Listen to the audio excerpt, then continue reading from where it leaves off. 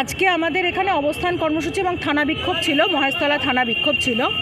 আপনারা ইতিমধ্যেই শুনেছেন আমাদের যুবনেতা কলতান দাশগুপ্ত, তাকে বিনা প্রশ্নে বিনা নির্বিচারে তাকে অ্যারেস্ট করা হয়েছিল এবং তার কি কারণ আজকে শুনানি ছিল, আমি নিজেও সেখানে উপস্থিত ছিলাম, আমরা জানতে পারিনি কেন কারণ সেখানে এখনও যথোপযুক্ত কোনো কারণ সেখানে বিরোধী পক্ষের উকিলরাও তারা দাঁড় করাতে পারেনি এবং বলতেও পারেনি।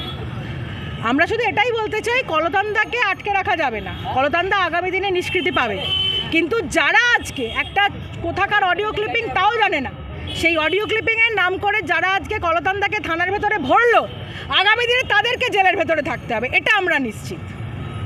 আর আজকে আমাদের যেটা কর্মসূচি ছিল মহেশতলা 2 এবং বাটা মহেশতলা যৌথ কর্মসূচি, এসএফআই ডিওয়াইএফ এবং অ্যাডওয়া মিলে আমরা এখানেতে আপনারা দেখেছেন বাটা মোড়ে জমায়েত করে আমরা প্রথমেতে বাটা ভেতরে ঘুরে মেমানপুরে যাই, তারপর নুঙ্গিমোড় পর্যন্ত আমাদের মিছিলটা ঘুরিয়ে থানার সামনে প্রতীকী যে অবস্থান এবং প্রতীকী যে মানববন্ধন আমরা করি এবং থানার যারা এখানে রয়েছেন তাদেরকে আমরা বলি যে এখানে আমরা যারা রয়েছি আমরা চাই মহেশতলায় যাতে অন্তত শান্তি শৃঙ্খলা বজায় থাকে, তার জন্য এসএফআই ডিওয়াইএফআই অ্যাডওয়া তারা প্রতিবাদ জানালো এবং যে বিচ্ছিন্ন ঘটনাগুলো ঘটছে তার বিরুদ্ধেও তারা প্রতিবাদ জানালো। আজকের কর্মসূচি তাই ছিল। তিনি ভাইরাল শুকুনের রাজনীতি করছে সিপিএম, উনি তো আসলে ভাগাড়েই থাকেন, ওই জন্য উনি শুকিনের কথা বেশি বলেন। কি বলবো বলুন তো, ওনার কথা নিয়ে আমরা কোনো উত্তর দিতে চাই না। পারমিতা ঘোষ চৌধুরী।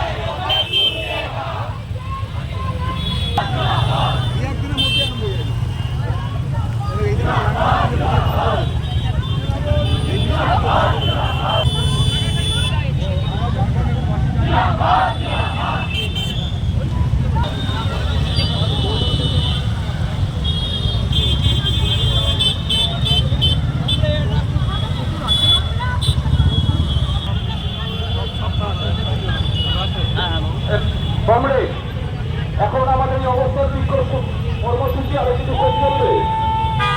এই থানার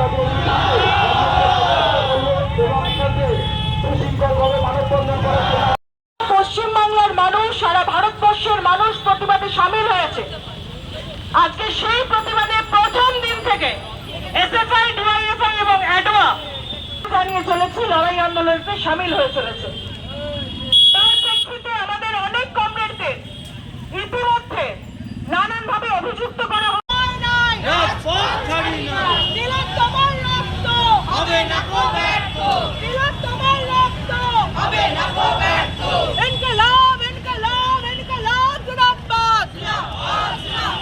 বিনা দোষে কমরেড কলতান দাশগুপ্তকে গ্রেফতার করা হলো কেন? মুখ্যমন্ত্রী জবাব দাও। তারপরে মহিলারা থাকবেন, নিয়ে দাঁড়াবেন। তার প্রতিবাদে আজকের এই বিক্ষোভ মিছিল, এছাড়াও আজকের এই কলতান দাশগুপ্ত যুবর নেতা, তাকে মিথ্যা ভিডিও সূত্রে তারা তাকে গ্রেফতার করেছে। এই মিছিল প্রথমে আমরা শুরু করব।